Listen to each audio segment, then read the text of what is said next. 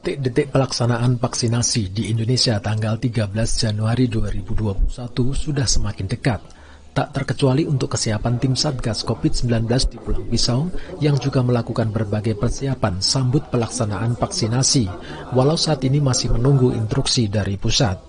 Vaksin jenis Sinovac sendiri saat ini telah berada di gudang farmasi Dinas Kesehatan Pulang Pisau, sebagaimana alokasi untuk Pulang Pisau sebanyak 682 dosis yang akan digunakan untuk vaksinasi tahap awal bagi tenaga kesehatan dan pejabat publik. Dr. Mulyanto selaku tim kesehatan Satgas COVID-19 mengungkapkan bahwa pihaknya masih menunggu instruksi. Sudah divaksin ini Pak, biasanya dikatakan agak sudah kebal Pak terhadap serangan. Kalau sudah divaksin kan 2 kali Pak, setelah 2 minggu di booster lagi. Nah kita juga melihat, ya kita nggak bisa saya katakan jaminan 100%. Yang penting kita sudah diharapkan saat divaksin itu kan ada yang inaktif daripada virus ini kan sudah dimasukkan untuk memacu tubuh kita untuk memproduksi. Produksinya bukan karena kita terpapar gitu, jadi produksi yang cukup lumayan antibodinya sehingga 2 minggu kemudian ya diharapkan, tapi kita nggak bisa jamin juga bahwa itu pasti tidak terpapar. Nanti dilihat virus loadnya juga, justru tetap protap, menjaga jarak, pakai masker, cuci tangan, menghindari kerumunan, dan menjaga imunitas. Berarti tidak bisa mentah-mentah dari vaksin terus mengabaikan prokes, nggak bisa Pak ya? Tetap ada. Tapi kalau untuk keamanan vaksin sendiri gimana Pak dari kesehatan? Saya kira ini memang saat ini Balai POM kita mungkin akan keluar karena ini nggak mungkin sampai Kemenkes sudah. Kalaupun minimal dari Balai POM itu belum, katanya dalam 1-2 hari ini. Kalau sampai terjadi ini akan terjadi namanya emergency use, akan dikeluarkan. Nggak mungkin kan pusat itu sudah keluarkan sini, mereka sudah berani mencanangkan 13 Januari dan kita nggak keluar, itu kan nggak mungkin. Saya juga yakin walaupun kami belum menerima dari proses distribusi vaksin sendiri, kata Mulyanto, mendapatkan support dari pejabat publik dan masyarakat setempat. Penjagaan serta pengawalan dari Mapolres, teknis dari kesiapan di lapangan juga masih disiapkan.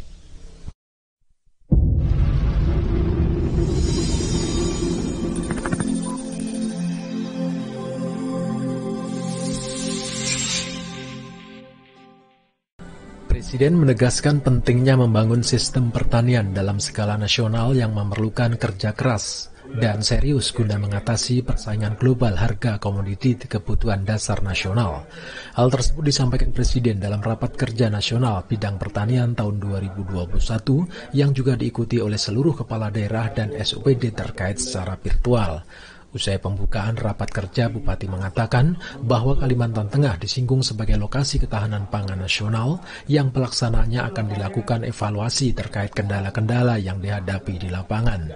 Edi Prabowo juga merespon pesan Presiden untuk terus memaksimalkan pelaksanaan pembangunan bidang pertanian. Menjadi produk andalan dalam rangka strategis pangan nasional, dan ini kan tidak berpengaruh ya kelihatannya di tengah pandemi, tapi bukan berarti tidak berpengaruh. Ini kan harapannya dengan adanya rakor pembangunan pangan itu ada sisi-sisi untuk mengatasi jenis-jenis komoditi pangan seperti jagung, kedelai, kemudian bawang merah, bawang putih, gula ya, yang nampaknya kalau dalam negeri itu masih banyak dari importnya ya. Kalau padi saya kira kan sudah tidak masalah. Makanya melalui program-program strategis nasional ya di daerah seperti di Kalimantan Tengah, food estate, itu juga bisa dikembangkan untuk kegiatan komoditi lain skala besar.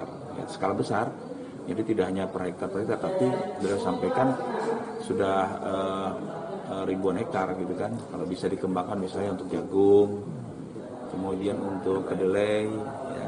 Nah itulah salah satu yang diharapkan ke depan dilakukan, dan rapat ini diharapkan juga menjadi bahan evaluasi, ya, kendala-kendala yang dihadapi di lapangan apa, gitu. Masuk dua Presiden itu. Produksi karena hama Pak, karena pergeseran musim tanam ini pengaruh dengan hama Pak Bupati. Jadi mungkin nanti produksi saya pikir nggak begitu signifikan, tapi tetap ada pengaruhnya gitu. Berapa persen Pak terganggu oleh hama itu? Kita belum bisa memperkirakan Pak, karena belum panen semuanya nih gitu. Rapat Kerja Nasional Pertanian 2021 tersebut digelar sebagai upaya membendung lajunya impor kebutuhan pangan dengan harga yang rendah sehingga Indonesia sendiri ke depan yang dimaksimalkan adalah program pertanian skala besar.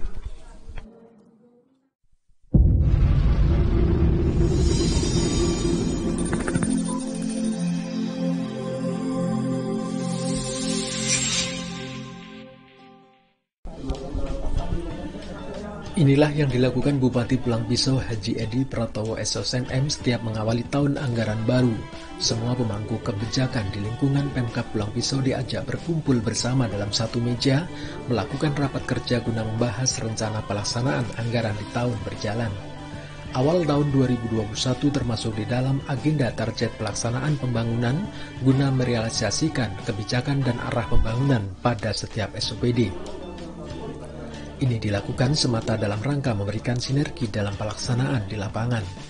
Edi yang langsung memimpin rapat kerja tersebut mengatakan bahwa di awal tahun 2021 semua SOPD harus menyiapkan sedemikian rupa agenda yang akan dihadapi.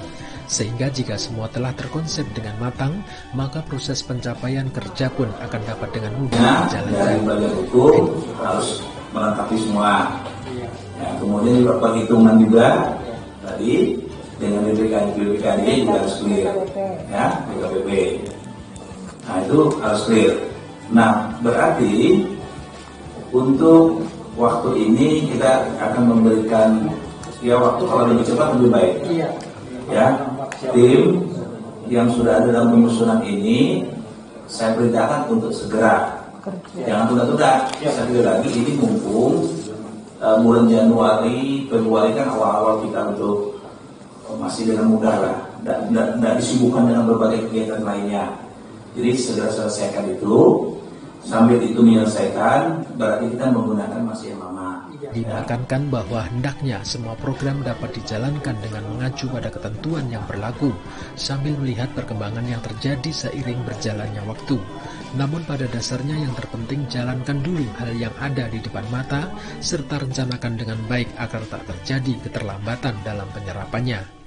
Dalam rapat kerja tersebut, Edi juga memberikan kesempatan kepada masing-masing SOPD untuk menyampaikan hal-hal penting di lingkungan kerjanya, sehingga dengan cara tersebut maka akan dapat memberikan pemahaman dari awal untuk mengetahui kemungkinan hal yang akan terjadi dalam melakukan kegiatan nantinya.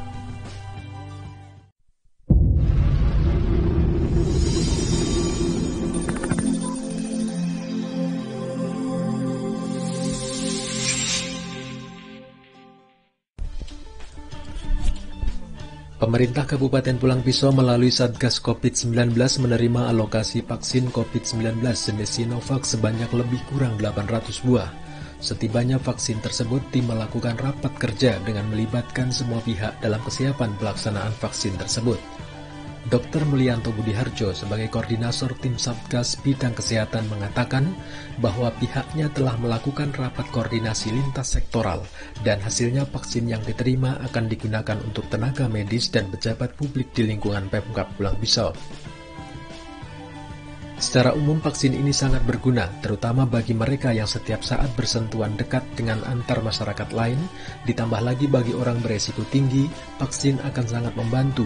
Namun yang paling diperhatikan menjaga protokol kesehatan tetap menjadi perhatian bersama.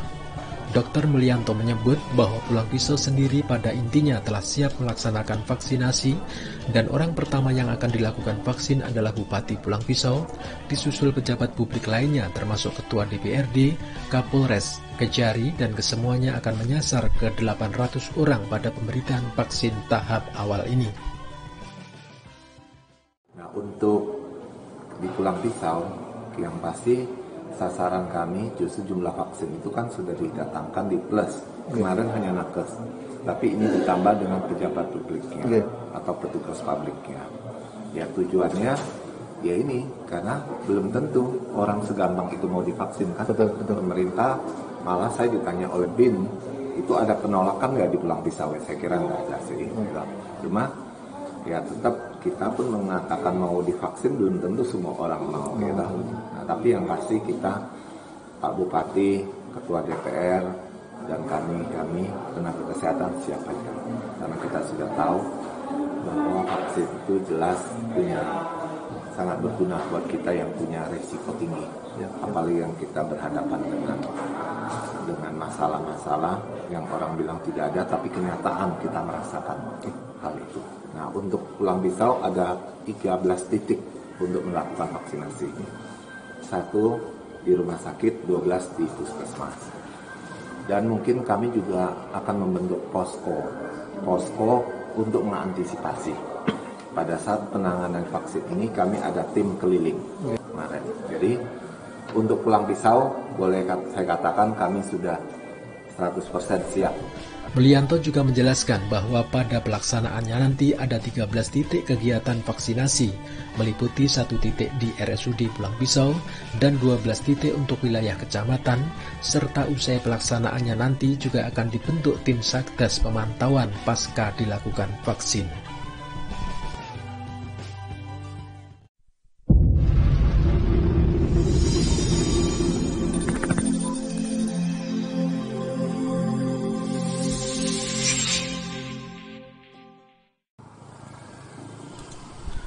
Situasi di tengah pandemi COVID-19 yang juga belum berkesudahan menyebabkan pertumbuhan sektor ekonomi khususnya usaha kecil menengah mengalami banyak persoalan. Bangkalteng salah satunya bahwa dampak pandemi COVID-19 pertumbuhan ekonomi sedikit mengalami penurunan. Namun di sisi lain Bangkalteng terus berusaha menyesuaikan diri dari keadaan tersebut dan di sisi lain penyaluran bantuan pemerintah terhadap masyarakat terdampak juga mempercayakan Bangkalteng untuk penyaluran ke masyarakat. Ebet Kadarusman selaku pimpinan Bangkalteng mengungkapkan bahwa di tengah pandemi saat ini walau mengalami penurunan sektor keuangan namun Bangkalteng masih terus eksis melayani masyarakat dalam rangka menuju pemulihan ekonomi nasional. Nah, alhamdulillah juga di masa pandemi ini kita masih bisa memberikan kinerja yang terbaik, walaupun memang kita tahu di sektor produktif itu terutama UMKM itu mengalami penurunan karena kondisi pandemi ini.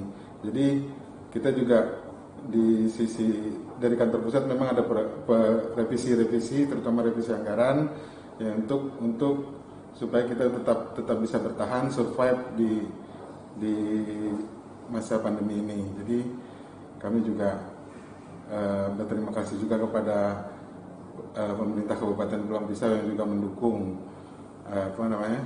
kinerja Bangkalteng bisa memberikan pelayanan yang terbaik kepada Pemkab khususnya dan kepada masyarakat Kabupaten Pulang Pisau umumnya.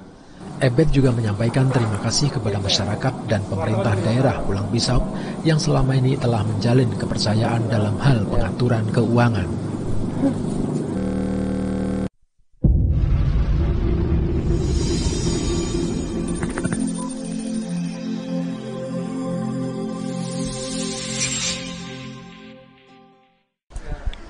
Bencana alam yang terjadi di Pulang Pisau terus mendapat perhatian dari sejumlah pihak untuk bersama hadir dalam memberikan bantuan sosial guna meringankan beban masyarakat yang terdampak akibat bencana yang terjadi di musim penghujan. Termasuk hadirnya bantuan dari pihak perbankan, diantaranya hadirnya BRI Peduli Bencana yang menyerahkan 300 paket sembako dalam rangka membantu korban bencana banjir yang terjadi di wilayah Pulang Pisau belum lama ini. Salahuddin selaku pihak pemerintah menyampaikan apresiasi kepada BRI Peduli yang turut membantu meringankan beban masyarakat. Sementara itu Kepala BRI Cabang Kuala Kapuas Ikhwan juga berharap hadirnya BRI Peduli akan sedikit banyak membantu kesulitan ekonomi mereka. Pertama kami atas nama pemerintah daerah memberikan apresiasi sedikit tingginya atas perhatian BRI melalui program BRI Peduli. Karena ini salah satu bentuk empati kepada masyarakat kita yang mengalami bencana banjir. Dan kita memahami bahwa bencana ini adalah menjadi urusan bersama, baik itu pemerintah di berbagai level dunia usaha maupun masyarakat. Nah, bantuan yang kami serahkan merupakan 300 paket sembako dalam bentuk program BRI Peduli untuk masyarakat yang terdampak bencana banjir di Kabupaten Pulang Pisau. Kami harapkan bantuan ini bisa meringankan saudara-saudara kita yang terkena bencana banjir, terutama di saat pandemi COVID-19 ini. Bantuan tersebut diterima di halaman utama kantor BPBD Kabupaten Pulang Pisau dengan mengacu pada protokol kesehatan.